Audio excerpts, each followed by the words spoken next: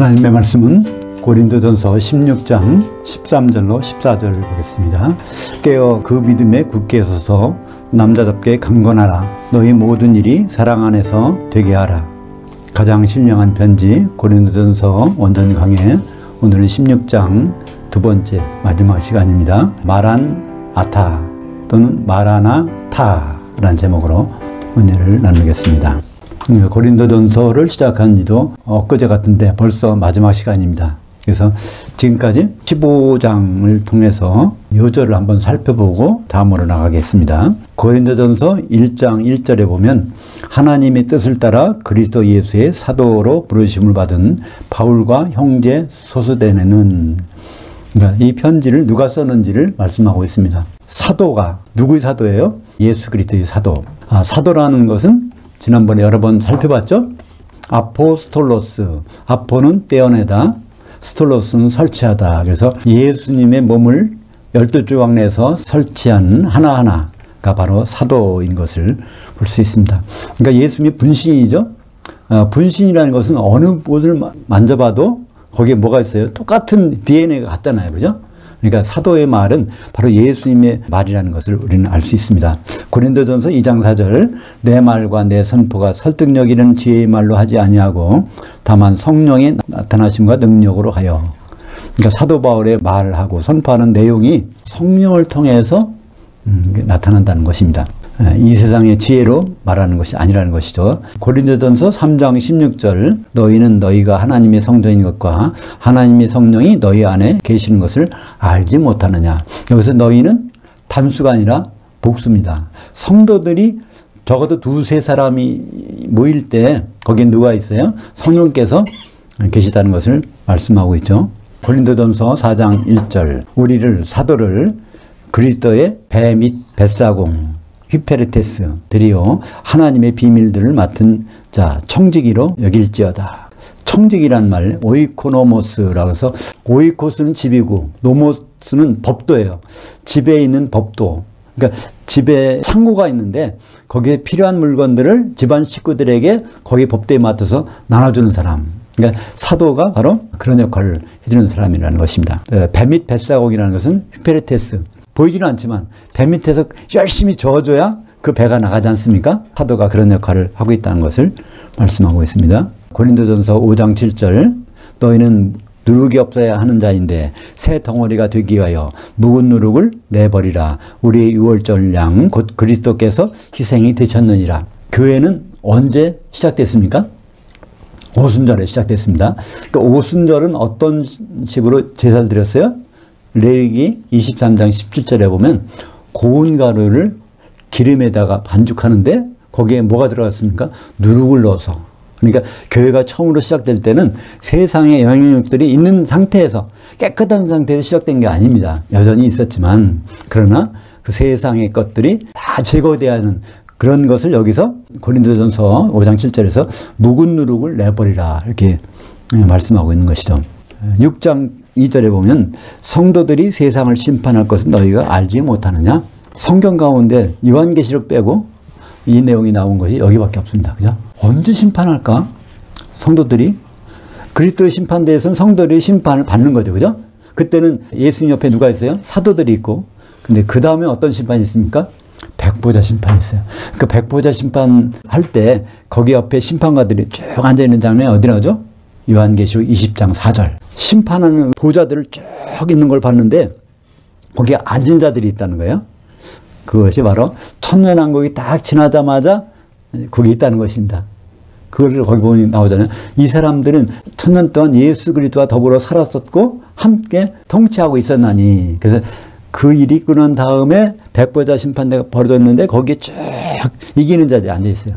그러니까 이기는 자 성도들이 심판을 한다는 것을 고린도전서 6장 2절에, 고린도전서 7장 8절, 내가 결혼하지 아니한 자들과 과부들에게 이르노니 나처럼 그냥 지내는 것이 좋으니라. 가장 좋은 것은 결혼 안 하고 지내는 것이 좋다는 거예요. 그러나 정욕이 분리해서 억제할 수 없다면 결혼하라는 것입니다.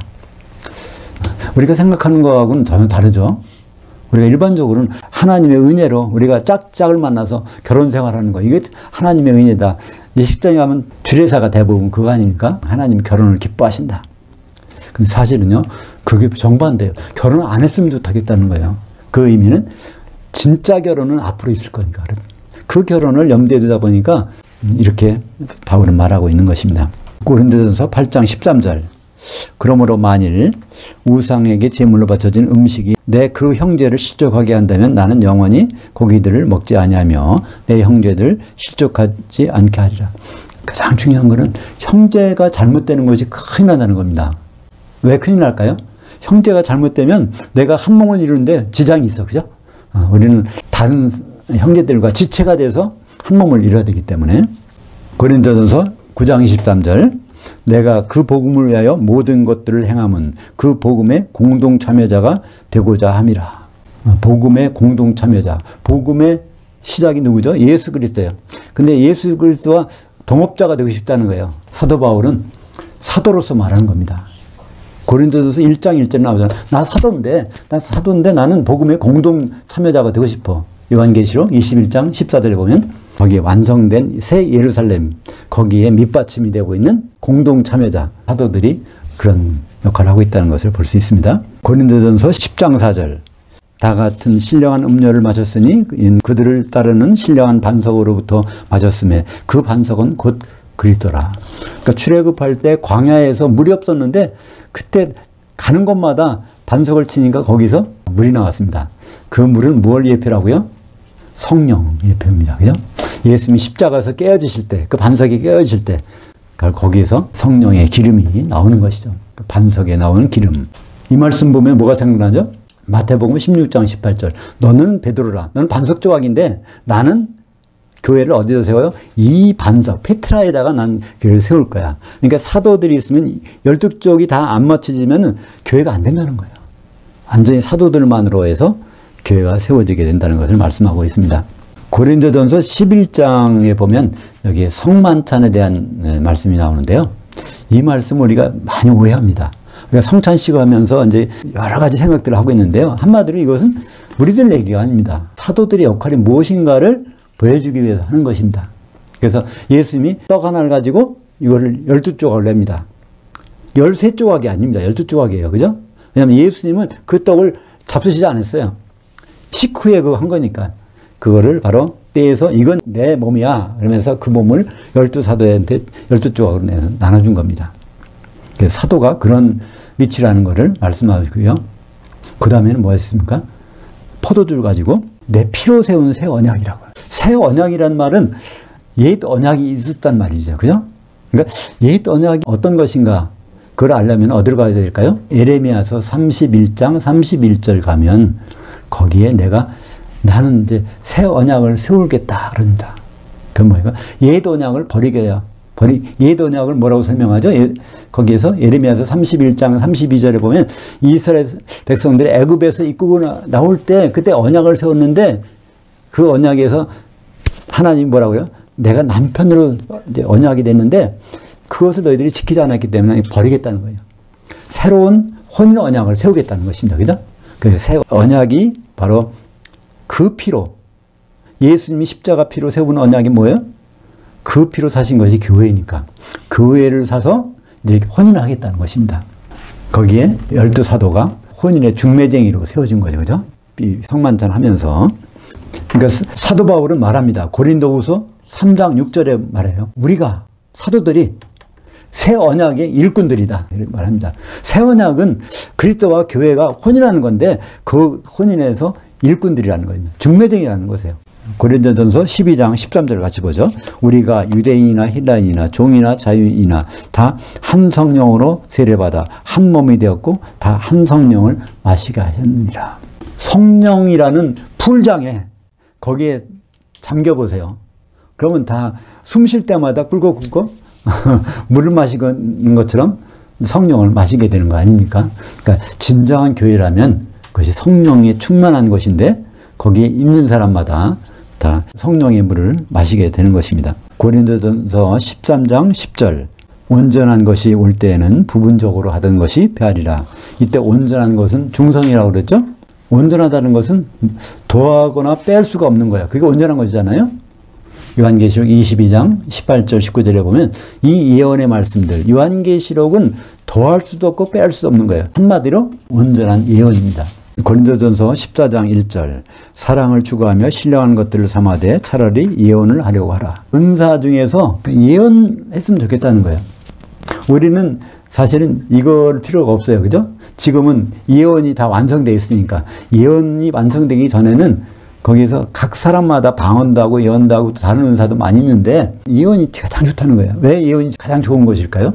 하나님의 속마음을 빛으로 쪼여서 현상에서 내놓는 것이니까 그렇습니다.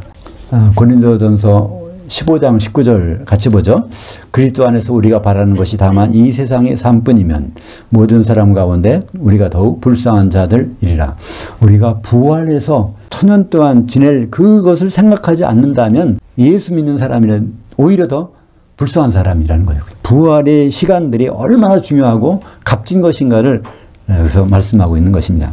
부활은 순서가 있죠. 부활은 3번 있다는 것입니다. 첫 번은 끝났어요. 예수님 부활이 첫 번이요. 부활은 영의 몸으로 바꿔 입는 것인데 예수님이 첫 번째 하셨고 그 다음에는 기독교인들이 두 번째, 세 번째는 천년이 지난 다음에 그 왕국, 천년왕국, 예수님의 나라가 맞춰질 때 그때 백보자 심판 받으러서 또 부활이 있다는 것입니다. 그러니까 우리가 항상 부활을 생각할 수 있다면 이 세상이 좀 더 굉장히 가벼워질 것 같아요. 그죠? 아무리 어려운 일을 만나도 부활했을 때의 상황을 생각해 보면 지나갈 수 있는 거 아니겠습니까? 고린도전서 16장 13절 깨어서 그 믿음에 굳게 서서 남자답게 강건하라. 깨어있으란 말이 먼저 나옵니다. 깨워서 믿음에 굳게 서라는 말이 나오는데요. 깨어있는다는 것은 무엇일까요? 잠에서 깬다는 것도 있지만은 또 여러 가지가 있습니다. 그죠? 술 취한 사람이 술에서 깨어나는 것도 그 깨는 겁니다. 오늘 오전 예배에서 대오각성이라는 한자가 사실은 대오라는 건 크게 깨닫다. 큰 대자, 오, 깨달을 오자, 깨달을 각자, 또 성이라는 것은 이것은 술에서 깬다는 거예요. 술 취하고 있다가 거기서 깬다는 그런 의미가 있습니다. 그러니까 지금까지 희미하게 알았던 것이 정신 바짝 나게 알 수 있는 것. 그것을 대오각성이라고 하거든요. 오전 예배에서 성탄 메시지 대오각성에서 우리가 한번 살펴봤지 않습니까? 하늘에는 영광, 땅에는 평화인데 그것이 그런 내용이 아니라는 거잖아요. 하늘들에 들어오신 예수님. 그리고 땅에서 하나님을 기뻐하시는 사람들에게는 결속되는 거. 그 일이 앞으로 우리가 성령 충만해서 주님 앞에 올라가서 한 신부로 결속되는 그것이 성탄 메시지의 내용이라는 건데 그것을 우리가 대충 보면은 그냥 하늘의 영광, 땅에는 평화 이렇게 좋은 세상 만들어 주시려고 예수님 오신 거로 착각하게 되는 거죠. 14절 보겠습니다. 너희 모든 일이 사랑 안에서 되게 하라. 여기 그냥 사랑이 아니라 아가페 사랑입니다. 다른 말로 하면 성령 안에서예요. 그죠? 로마서 5장 5절에 성령을 통해서 주시는 사랑이니까 그게 아가페라고 했으니까 사랑 안에서라는 것은 항상 성령 안에서라는 말이 같이 들어가 있는 것입니다. 고린도전서 13장을 보통 사랑장이라고 그러죠. 그러니까 사랑이 없다면, 근데 이 사랑이 어떤 사랑이에요? 아가페가 없다면, 성령이 없다면 모든 일이 무의미하다는 것입니다. 거기서 13장 1절부터 3절까지 거기 바로 사랑이 없다면 결국은 아무것도 아니라는 것을 말씀하고 있죠. 15절 보겠습니다. 형제들아 스데바나의 그 집은 온 아가야의 첫 열매요. 아가야는 고린도가 있는 그 지역이 이제 아가야 지방입니다. 고린도는 하나의 도시고 아가야는 지방입니다. 말하자면 수원이라고 하면 수원은 경기도에 있잖아요. 아가야 지방에서 첫 번째 예수 믿는 그 집, 교회라는 뜻이죠. 그죠? 첫 번째 세워진 교회라고 볼 수 있습니다. 거기에서 그 성도들을 섬기기로 작정한 줄을 너희가 아는지라. 내가 너희를 권하노니 이 같은 사람들과 또 함께 일하며 수고하는 모든 사람에게 순종하라. 왜 그럴까요? 교회가 그리스도의 몸이니까 그 몸을 이룬 사람들에게 순종하라고 말씀하고 있죠. 17절 또 내가 스데바나와 부두나도와 아가이고가 온 것을 기뻐하노니 그들이 너희의 부족한 것을 채웠음이라. 이 말씀을 그냥 읽어보면 무슨 뜻인지 잘 몰라. 무슨 말일까요? 여기 스데바나 부두나도하고 아가이오가 지금 고린도 교회에서 에베소 나한테 왔다는 거예요. 그래서 그들이 너희의 부족한 것을 채웠습니다. 그들이 내가 사실은 바울이 고린도 교회 성도들을 하나하나 일일이 다 만났으면 내가 좋을 텐데 그들이 대표로 이 사람들이 와서 만나니까 너희들 만난 것 같은 그렇게 기쁨을 느꼈다는 거예요. 그죠? 세상 사람들은 만나도 좋고 안 만나도 좋고 하는 사람들이 많잖아요. 심지어는 만나서 손해가 가는 사람들도 있어요. 그죠?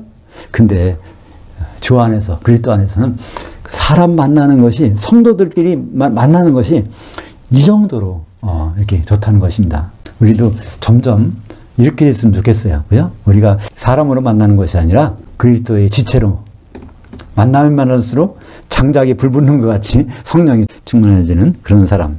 그 역할을 고린도에서 온 사람들, 스데바나, 부드나도, 아가이오 이 사람들이 에베소 교회로 방문해서 성도의 교제를 할 수 있어서 너희들 다 만난 것과 같은 그런 효과를 얻었다는 겁니다. 18절 그들이 나와 너희의 그 영을 시원하게 하였으니 그러므로 너희는 이런 사람들을 알아주라. 그러니까 그런 만남을 갖고 나니까 혼적으로 정신적으로 어떤 기쁨이 아니라는 거예요. 이 세상에 같이 오락하고 게임하고 노는 그런 게 아니라 그 영, 푸뉴마가 새롭게 됐다는 것입니다. 영적으로 아주 신선하게 됐다는 거예요. 성도들 간의 만남을 통해서 만나면 만날수록 영적으로 신선한 것을 느낀다는 것. 어떤 것인지를 바울은 고린도 교회 성도들에게 말씀하고 있는 것입니다. 19절 보겠습니다. 그 아시아의 교회들이 너에게 문안하고, 지금 고린도 교회에다가 편지 쓰는 거잖아요. 유럽에 있는. 근데 여기 아시아는 지금 터키에 있는 여기 여러 교회가 있는데 그 사람들이 다 고린도 교회 사람들을 생각하고 인사한다는 거예요. 이 편지를 통해서. 아시아는 원래 어떤 뜻이라고 그랬죠? 아수라는 아카드어에서 온 건데요. 이것은 해 뜨는 곳이라는 뜻입니다. 해 뜨는 곳. 왜 해 뜨는 곳일까요? 고린도 쪽 유럽에서 보면 터키가 해 뜨는 곳이야. 그래서 거기에 해안가, 터키의 해안가 쪽을 아시아 지방이라고 하는데요. 요한계시록 1장 4절에 보면 요한은 그 아시아에 있는 7교회에게 편지하노니, 요한계시록을 무심코 보지만요 사실은 이게 어마어마한 말씀입니다. 사도 요한은 아시아에 있는 7개 교회에다가 편지한다는 거예요. 교회가 무슨 뜻이죠? 하나님의 처소란 말이에요. 그죠? 하나님이 지금 장막을 치고 있는 곳이야. 이 말씀을 거슬러 올라가 보면 창세기 9장에서, 그죠? 노아 홍수 후에 노아가 포도주를 먹고 자기 장막에서 벌거벗었는데 그때 어떤 사건이 나지 않습니까? 그 사건에서 노아가 예언을 합니다. 하나님 말씀을 가지고 예언해요. 그때 야벳은 창득해 하시지만 하나님은 어디 거하신다고요? 셈의 장막에 거하신다고 얘기했습니다. 실제로 이것이 일어난 현장이 바로 요한계시록 1장 4절입니다. 거기 터키는 원래 야벳 족속이 자리 잡은 거예요. 근데 야벳 족속 자리 잡은 한가운데 거기에 누가 들어갔어요? 룻은 셈의 4번째 아들입니다. 원래 셈 족속은 아시아로 퍼져나갔는데 유일하게 4번째 아들 룻은요 터키에 거기에 가서 한가운데 가서 자리 잡았어요. 그 룻이 자리를 잡은 것이 바로 루디아 땅이고요. 루디아는 히브리 말에서 나온 거고요. 그것이 헬라 말로 하면 아시아 지역입니다. 그래서 하나님의 약속이 하나님이 장막 치시는 것이 바로 요한계시록에서 7교회, 아시아 7교회가 그렇게 탄생이 된 것이죠. 19절 하반절에 보면 아굴라와 브리스가와 그 집에 있는 교회 에베소 교회가 주 안에서 너에게 간절히 문안하고, 이걸 보면 초대교회는 어떤 큰 건물에서 예배를 드리는 게 아닙니다. 다 집집마다 가서 거기서 예배를 드리고 있었어요. 그러니까 에베소에도 여러 교회가 있었는데 그 중에 하나가 브리스가와 아굴라의 집에, 아굴라와 브리스가 그 집에서 예배를 드리는 것이 교회라는 것입니다. 로마서 16장 3절에 보면 이 브리스길라와 아굴라가 로마에 가서도 교회를 세웠어요. 그죠? 에베소에서도 교회를 세우고 또 로마에 가서도 교회를 세우고, 로마서 16장 3절 너희는 그리스도 예수 안에서 나의 동역자인 브리스가와 아굴라에게 문안하라. 그들이 내 목숨을 위하여 자기들이 목까지도 내어놓았나니 나뿐 아니라 이방인의 모든 교회도 그들에게 감사하느니라. 또 그들의 집에 있는 교회, 로마 교회에게도 문안하라. 하나님이 얼마나 기뻐하시겠어요. 그죠? 하나님의 장막을 만들고 있으니까 가는 것마다. 20절 보겠습니다. 모든 형제도 너에게 무난하니 너희는 거룩하게 입맞춤으로 서로 무난하라. 나 바울은 친필로 너에게 무난하노니. 여기 친필로, 그러니까 고린도전서를 기록할 때 바울이 글씨를 쓸 수 없었나 봐요. 그러니까 무난할 때에다가 친필로 다 이거 누가 써준 거예요. 바울은 눈이 잘 안 보였던 것 같아요.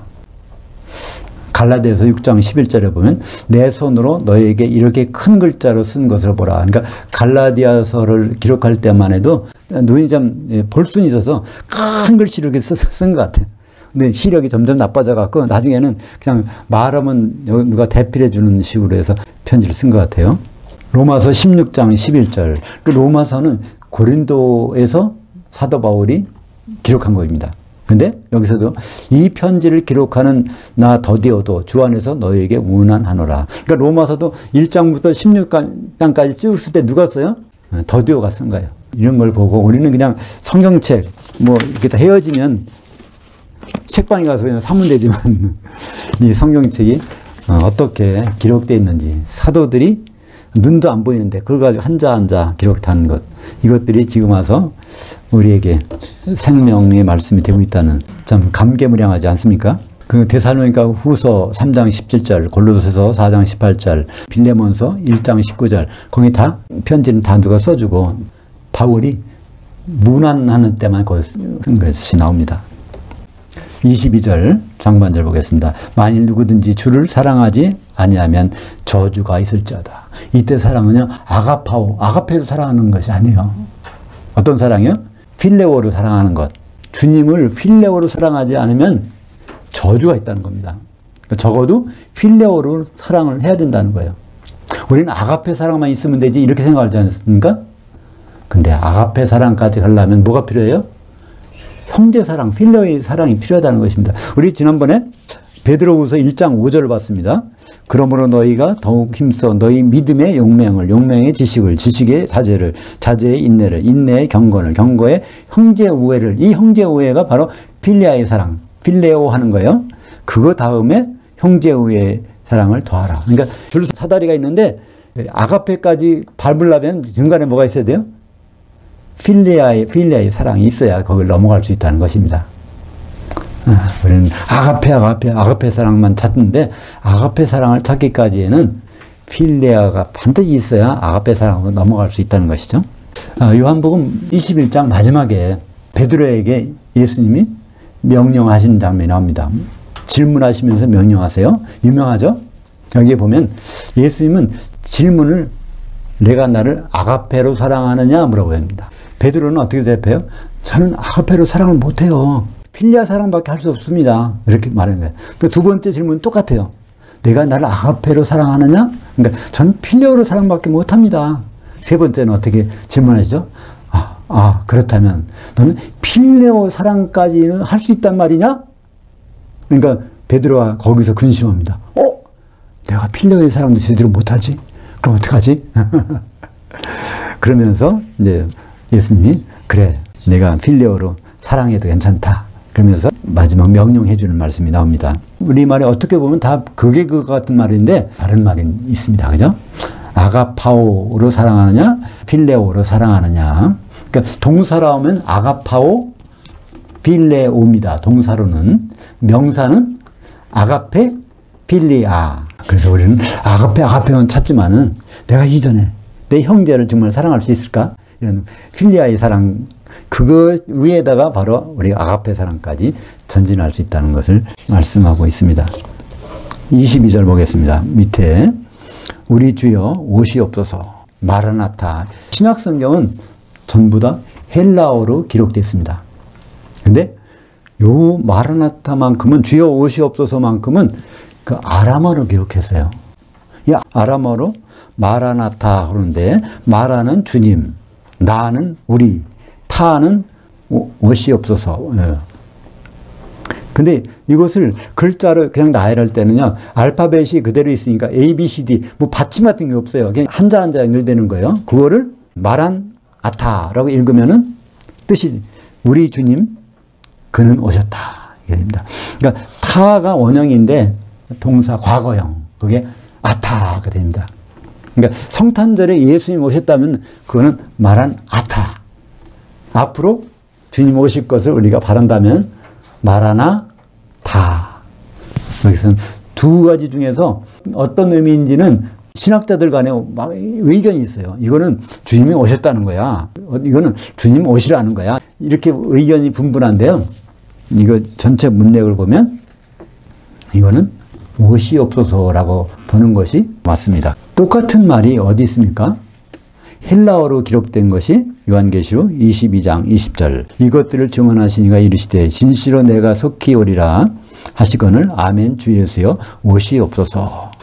에르쿠 퀴리에 예수. 에르쿠는 오시옵소서 명령하는 거죠. 퀴리에 주님, 예수. 그러니까 주님을 오시옵소서라고 할 때 조심해야 된다고 했죠. 내가 준비가 됐나? 괜히 주님 오시라고 했다가 주님 만났는데 성령이 소멸돼서 그러면 당장 어디로 가요?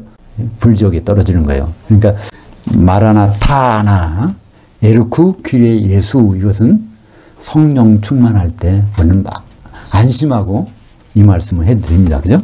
23절 보겠습니다. 우리 주 예수 그리스도의 은혜가 너희와 함께하고, 이 말씀은 항상 있어요. 편지마다 있지 않습니까? 주 예수의 은혜가 있을지어다. 은혜라는 말은 무슨 말씀일까요? 그냥 선물입니다. 우리의 노력의 대가가 아닙니다. 그죠? 그분께서 이미 이루어놓으신 그것을 바라는 겁니다. 근데 거기에는 예수님은 은혜, 아버지 하나님은 사랑, 성령님은 교통하는, 결속하는 그것을 의미하죠.